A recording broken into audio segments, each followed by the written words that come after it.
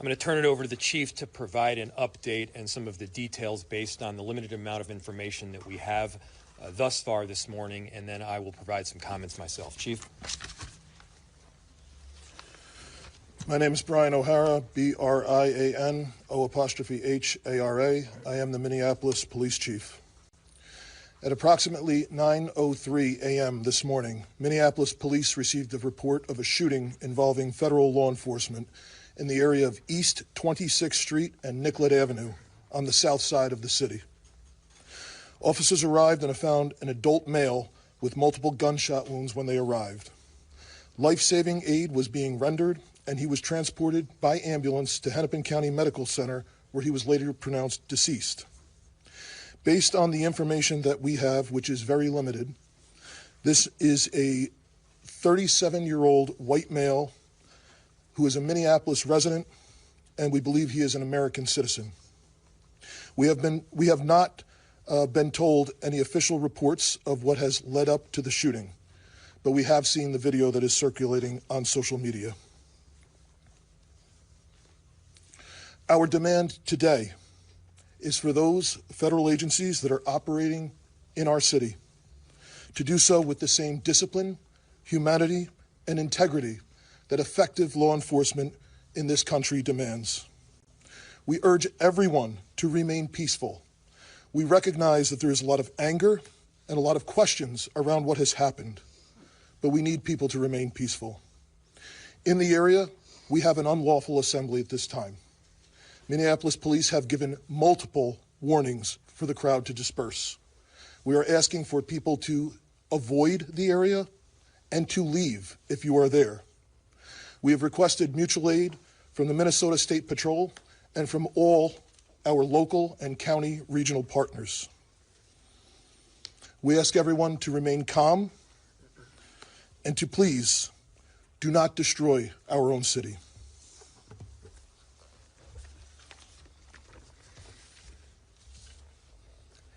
I just saw a video of more than 6 masked agents pummeling one of our constituents and shooting him to death.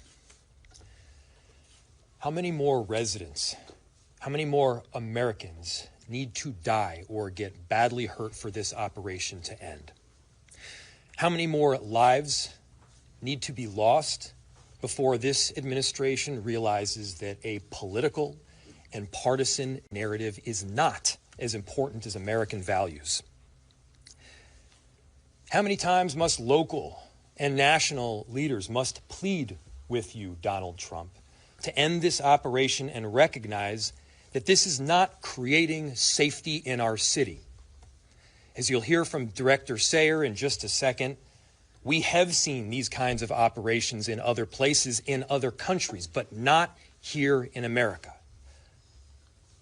Not in a way where a great American city is being invaded by its own federal government. I'm done being told that our community members are responsible for the vitriol in our streets. I'm done being told that our local elected officials are solely responsible for turning down the temperature. Just yesterday, we saw 15,000 people peacefully protesting in the streets, speaking out, standing up for their neighbors. Not a single broken window, not a single injury. Those peaceful protests embody the very principles that both Minneapolis and America was founded upon. Conversely, the mass militarized force and unidentified agents who are occupying our streets, that is what weakens our country. That is what erodes trust in both law enforcement and in democracy itself. So to everyone listening, stand with Minneapolis. Stand up for America. Recognize that your children will ask you what side you were on. Your grandchildren will ask you what you did to act to prevent this from happening again, to make sure that the foundational elements of our democracy were rock solid. What did you do to protect your city? What did you do to protect your nation? This is not what America is about. This is not a partisan issue. This is an American issue. This administration and everyone involved in this operation should be reflecting. They should be reflecting right now and asking themselves, what exactly are you accomplishing? If the goal was to achieve peace and safety, this is doing exactly the opposite. If the goal was to achieve calm and prosperity, this is doing exactly the opposite. Are you standing up for American families right now, or are we tearing them apart? The invasion of these heavily armed masked agents roaming around on our streets of Minneapolis, emboldened with a sense of impunity, it has to end. This is not how it has to be.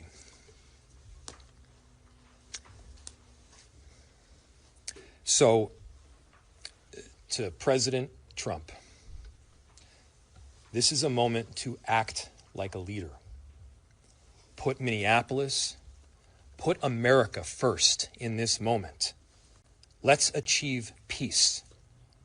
Let's end this operation, and I'm telling you, our city will come back. Safety will be restored.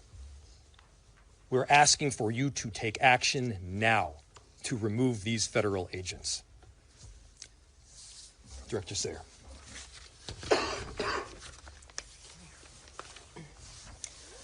My name is Rachel Sayre, and I am the Director of the Emergency Management Department for the City of Minneapolis. I took this job to keep us safe because I live here, and this is my community. We are doing everything we can to mitigate the impacts of this terrible situation. The city's Emergency Operations Center continues to be activated, as it has throughout the surge in federal agents over the last few weeks. We are tracking impacts and coordinating the city's response to this situation, which is having profound repercussions in our community. I can't underscore enough how much Operation Metro Surge is impacting our city. Families with loved ones detained and those who are afraid to be in public lest they become targets need help accessing the most basic necessities like food, housing, and rides to school. Businesses are shuttering and our local economy is severely impacted, which means families are suffering, just as we were rounding a corner in our recovery. Many of our Minneapolis residents, my neighbors, my friends, my community members, are ceasing participation in public life, afraid to even go to the doctor. In response, the city enterprise continues to utilize our entire emergency apparatus. That means staff across departments, often around the clock, are putting their regular jobs on hold in order to respond to the impacts of Metro Surge. I want everyone to know there are numerous resources available to community members right now. We have mental health help available. We have food assistance, housing and rental assistance, legal help. We are sharing information about what to do if you are exposed to tear gas, pepper spray, or other chemical agents, and the state AGs and ACLU are collecting reports of rights violations. You can access these resources on the city's virtual resource center at minneapolismn.gov/ICE. Please share this information with your neighbors. We have help and we want you to be able to access that. My background is in international humanitarian response in conflict zones in Yemen, Haiti, Syria, Iraq, and Ukraine. What I've seen here is what I've seen there. A powerful entity violently and intentionally terrorizing people, making them afraid to go outside so they can't earn a living, so that kids are forced out of school. This has a lasting generational impact. People can't plan a single day of their lives because they don't know who is around the corner and if their family member or neighbor is about to be taken away. In these times, you see both the best and the worst. The worst is the terror and the feeling of helplessness. The best is will continue to be our community's response. The way we are showing up for each other, that is in the absolute worst of times. We're showing up for each other in the absolute worst of times. I'll turn it back to the mayor. Thank you.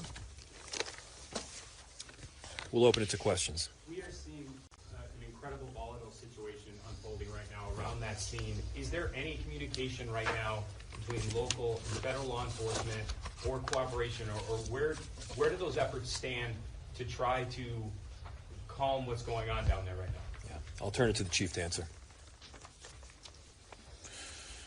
So the question was, there is an incredibly volatile scene in South Minneapolis right now, and the extent of communication with law enforcement agencies.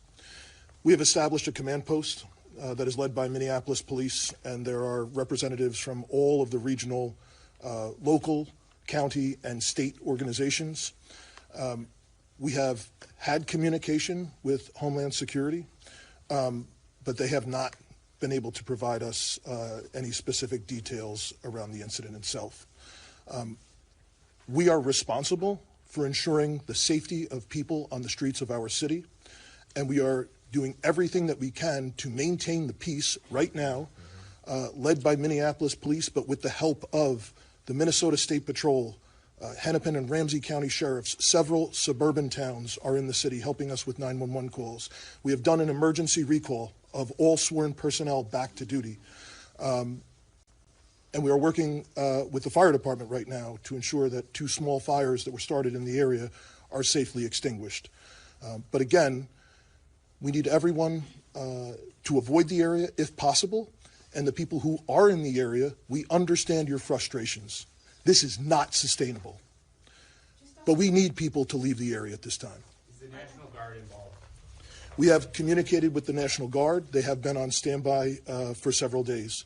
And we have ensured the National Guard, as well as all of the local law enforcement partners, are aware of the situation. Chief and Mayor, if I can ask you, this is a statement from Tricia McLaughlin, spokesperson for DHS. She said in her statement, an individual approached U.S. Border Patrol officers with a 9mm semi-automatic handgun. Seen here, they showed a picture of it. The officers attempted to disarm the suspect, but the armed suspect violently resisted. More details on the armed struggle are forthcoming. Fearing for his life and the lives and safety of fellow officers, an agent fired defensive shots. Medics on the scene immediately delivered medical aid. Is that what happened? So Minneapolis Police, the question was, you read a statement from DHS saying that a weapon was presented and there was attempts to disarm the person. Again, like I stated earlier, Minneapolis Police, as well as our supervisors, our watch commander, responded to the scene. We were not provided any public safety statement around the incident, what happened. We have since seen a video that is circulating online, like thousands of other people have at this time. So we do not know what happened prior to the recording that is online right now. I immediately called for the Minnesota Bureau of Criminal Apprehension to respond, to conduct an investigation. They are on the scene. I believe the FBI is on the scene as well. But I think the video speaks for itself. What I can tell you is we have identified this person, 37-year-old white male, resident of the city. The only interaction that we are aware of with law enforcement has been for traffic tickets, and we believe he is a lawful gun owner with a permit to carry. Chief, can you clarify, was MPD cut out of this investigation? Has the BCA been cut out like we've seen from the 2 previous shootings? The question was, has MPD been cut out of the investigation, and has the BCA been cut out? As I stated, I immediately requested the BCA to respond. It's my understanding that they are on the scene. I have not heard anything otherwise. There was initially some information was relayed to me over the radio that our officers were told that they were either not needed or could leave, and I gave a direct order to ensure that Minneapolis Police maintain the scene, as well as other state and local law enforcement. Can you talk about the discrepancy? Do you know whether it was multiple officers involved in the shooting or one officer? And do you know their whereabouts? Are they in custody at all, or still on the scene? So the question was is there multiple officers involved in the shooting? That is the preliminary information. That is our understanding, that it was more than one law enforcement officer involved in the discharge. And again, There is public video that shows several law enforcement officers in a scuffle with someone. Can you talk about the discrepancy? The initial reports said that the victim here was 51 years old. The information that you have, where's that from? So the question was, the initial reports said the victim was 51. The information that I have is we sent Minneapolis police officers to the hospital with the individual who was shot, and they have since identified that person. Two more questions. Do you have the name of the individual who was shot? I do, and I'm not releasing it.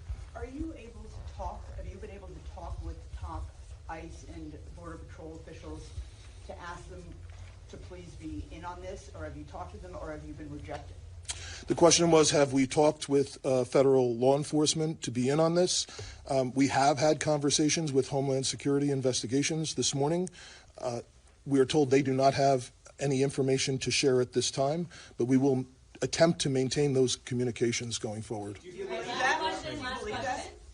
Do you believe that they have no information to share at this time? The question was, do I believe that they have no information to share at this time? I don't know if the individual that we were in contact with would or not. This is a Saturday morning, and just like it was for us, it was a scramble to do an emergency recall and to get people to the scene. All right, thank you guys. We'll have more information if we get any later throughout the day.